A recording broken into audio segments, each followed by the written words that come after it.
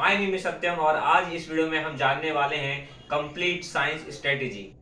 जी हाँ, मैं जानता हूं कि आपके जो अभी एग्जाम हुआ था उसमें बहुत कम मार्क्स आए हैं, बट कोई बात नहीं, आप इस स्ट्रेटेजी को फॉलो करके 80 आउट ऑफ 80 ला सकते हैं। यदि आप इस पूरे स्ट्रेटेजी को फॉलो कर लेते हैं तो आप 80 आउट ऑफ 80 आराम से ले आएंगे।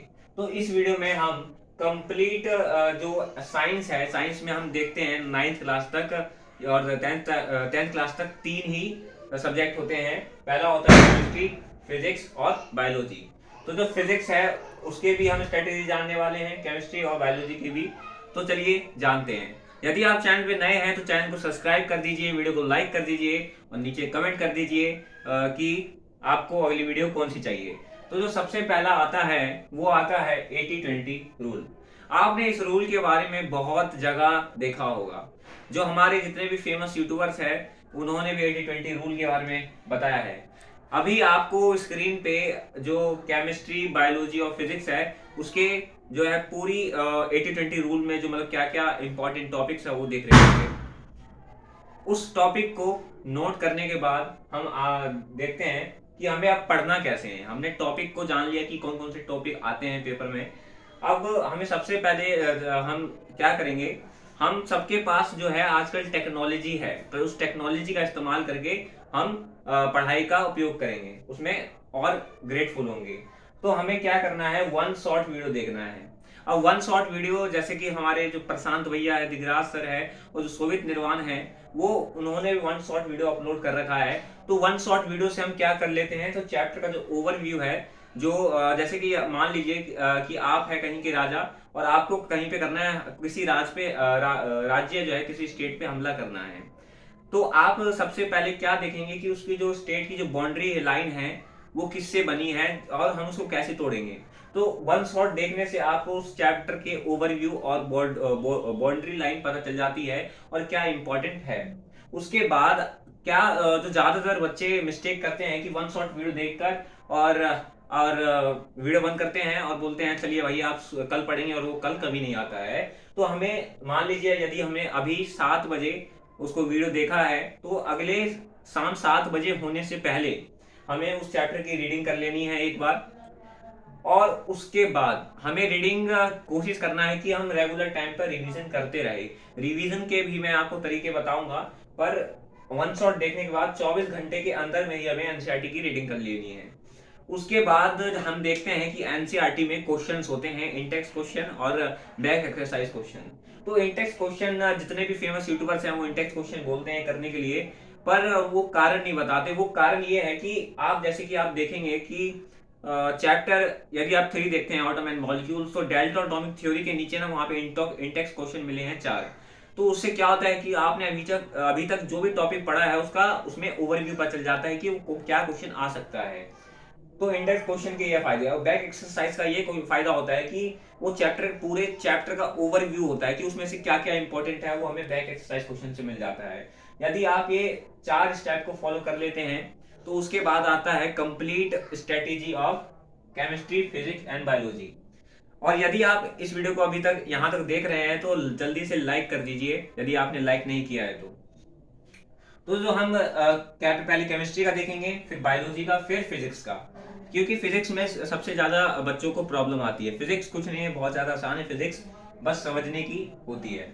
अब केमिस्ट्री में आ रहे हैं हमारे 4 चैप्टर, 2 मिड टर्म के और 2 फाइनल टर्म के। पहला है matter in our surroundings is matter understood, atom and molecules and structure of atom.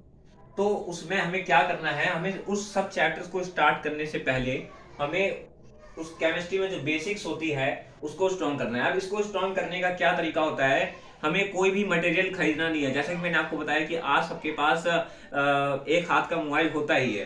तो हमें यूट्यूब पे जाना है, पीडब्ल्यू चैनल सर्च करना है, उस पर जो केमिस्ट्री है उसका अपना बेसिक बता रखा है, वो लगभग 29 मिनट की वीडियो है, उसको देख लेना है। अपने केमिस्ट्री के जो बेसिक है उसको स्ट्रॉन्ग कर लिया। अब उसके बाद जो नेक्स्ट प्रॉब्लम ज्यादातर बच्चों को फेस होती है कि याद नहीं रहता है। तो उसके लिए हमें क्या करना है, हमने देखा है कि हमारे जो एलॉन मस्क जी है उन्होंने चैट जीपीटी लॉन्च किया है, एआई। तो हमें क्या करना है, जैसे कि हमने पढ़ लिया अभी एटम एंड मॉलिक्यूल्स का डेल्टा एटॉमिक थ्योरी। तो हम चैट जीपीटी पे जाके सर्च कर देंगे कि हमें इस टॉपिक से रिलेटेड 10 क्वेश्चन बना के दीजिए, उसमें से इजी, मीडियम और हार्ड 3 लेवल पे क्वेश्चन बना दीजिए।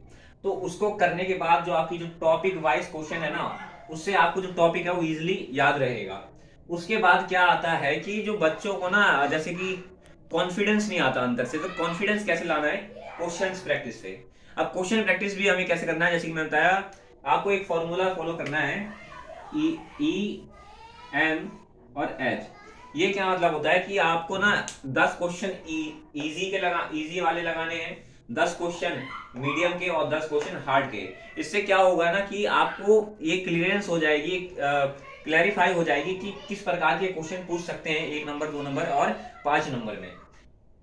अब जो नेक्स्ट स्ट्रेटेजी आती है बायोलॉजी की। देखिए अभी जो 9th क्लास में जो बायोलॉजी है वो बहुत ज्यादा इजी है, मेरा मानना ये है, क्योंकि उसमें चैप्टर 5 और चैप्टर 6 और चैप्टर 12 जो है बहुत इजी है।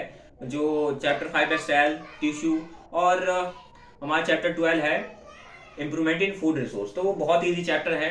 और बायोलॉजी अभी 9th क्लास में बहुत इजी है। तो बायोलॉजी के लिए जो सबसे इंपॉर्टेंट चीज होती है कि आपको ना एक बायोलॉजी के लिए एक अलग कॉपी बना लेनी चाहिए। जब भी आप लेक्चर देख रहे हो तो लेक्चर में क्या क्या इंपॉर्टेंट है, वो क्या बता रहे कि ये इतने नंबर का आ सकता है, ये इतने नंबर का आ सकता है, वो देख लीजिए। तो लेक्चर जो है ना वो सबसे इंपॉर्टेंट है, ठीक है। उसके बाद आपको जो बायोलॉजी में जो आपके जो टीचर होते हैं बायोलॉजी के, वो बोलते हैं कि डायग्राम बनाओ, डायग्राम। तो डायग्राम आपको बनाना तो पड़ेगा ही, पर डायग्राम को याद रखने का हमें सबसे अच्छा तरीका होता है विजुअलाइजेशन। उस डायग्राम को विजुअल जो अपने ना मन में सोचो कि हाँ वो ऐसे बना था, वो ऐसे बना था, तो उससे हमें ना वो डायग्राम को रिमेम्बर रखने में एक मदद मिलती है। अब बायोलॉजी को लंबे समय तक याद रखने का एक स्ट्रेटेजी होता है कि रिवाइज हम कैसे करते हैं, टेस्ट के द्वारा। अब टेस्ट जो है, अब आप को मैं एक बुक रिकमेंडेशन करना चाहता हूं, जिस बुक का नाम है ओसवाल। ये जो बुक है आपको बायोलॉजी मतलब ये जो साइंस है आपकी पूरी स्ट्रॉन्ग कर देगा। तो आपको उस बुक से अपने बायोलॉजी का रिवीजन कर सकते हैं, वरना जैसे चैट जीपीटी के लिए मैंने बताया इजी, मीडियम, हार्ड, उसी प्रकार आप बायोलॉजी के लिए फॉलो कर सकते हैं। तो बायोलॉजी के लिए 3 ही है लेक्चर, आप देखिए। तो उसी के बाद एनसीईआरटी रीडिंग कर लीजिए, Intex question, back exercise question, और उसके बाद आप रिवीजन पे जब आएंगे तो टेस्ट दीजिए, टेस्ट से कभी मत भागिए। अब जो लास्ट स्ट्रेटेजी भी आता है वो आता है फिजिक्स का। अब फिजिक्स में हमें क्या होता है कि कॉन्सेप्ट क्लैरिटी होता है पर न्यूमेरिकल नहीं बनते। तो न्यूमेरिकल बनाने का जो सबसे इजी तरीका होता है वो क्या होता है कि हमें सबसे पहले बेसिक स्ट्रॉन्ग करना है। जिस प्रकार हमें केमिस्ट्री का देखा उसी प्रकार हमने यूट्यूब पे गए और फिजिक्स का जो बेसिक है उसको स्ट्रॉन्ग कर लिया। अब उसके बाद जो न्यूमेरिकल का क्या स्ट्रेटेजी आता है कि हमें एक फॉर्मूला शीट बना लेनी है, और वो फॉर्मूला बगल में रखा और एक तरफ क्वेश्चन रखा। उस क्वेश्चन में देखा कि कौन सा फॉर्मूला लग रहा है, ठीक है, अपना देख लिया कि ये फॉर्मूला लग रहा है, उतना ही करना है, हमें क्वेश्चन सॉल्व करना नहीं बैठना है। तो फॉर्मूला सीट बना लिया, उसको क्वेश्चन लिया, जैसे कि क्वेश्चन नंबर 1 आ रहा है कि बैलेंस और अनबैलेंस में क्या डिफरेंस है। तो हमें उसमें क्या करना है, बैलेंस अनबैलेंस है कि हमने देख लिया कि हाँ इसमें ये फॉर्मूला लग रहा है कि इसमें एक तरफ ज्यादा फोर्स लग रहा होता है, एक तरफ कम, तो नेट फोर्स में इसमें मतलब नेट फोर्स का फॉर्मूला लग रहा है। तो हमें बस इतना करना है और ज्यादा दिमाग नहीं लगाना। और हम देखते हैं कि अब एनसीईआरटी में जो चैप्टर जो 7 है, कुछ क्वेश्चन हो जाते हैं, कुछ क्वेश्चन नहीं होते। हम ज्यादातर प्रॉब्लम क्या करते हैं कि हम जब आखिरी में जब पेपर आ रहा होता है तो हम सारे क्वेश्चन को सॉल्व कर रहे होते हैं। नहीं, हमें क्या करना है, जो क्वेश्चन हमें उस टाइम में नहीं हुए थे उस पर स्टार मार्क कर लेना है। क्या? Star mark. और जब पेपर आ रहे होंगे तो उस वक्त में हमें स्टार मार्क वाले क्वेश्चन ही करने हैं। तो उसी फिजिक्स में, केमिस्ट्री में और बायोलॉजी में हमें ये जो 4 बात है ये सेम बात फॉलो करने हैं। और यदि आपने अभी तक इस वीडियो को देखा है तो वीडियो को लाइक करिए, चैनल को सब्सक्राइब करिए और नीचे कमेंट कर दीजिए कि आपको अगली वीडियो कौन सी चाहिए। और thank you for watching, subscribe now.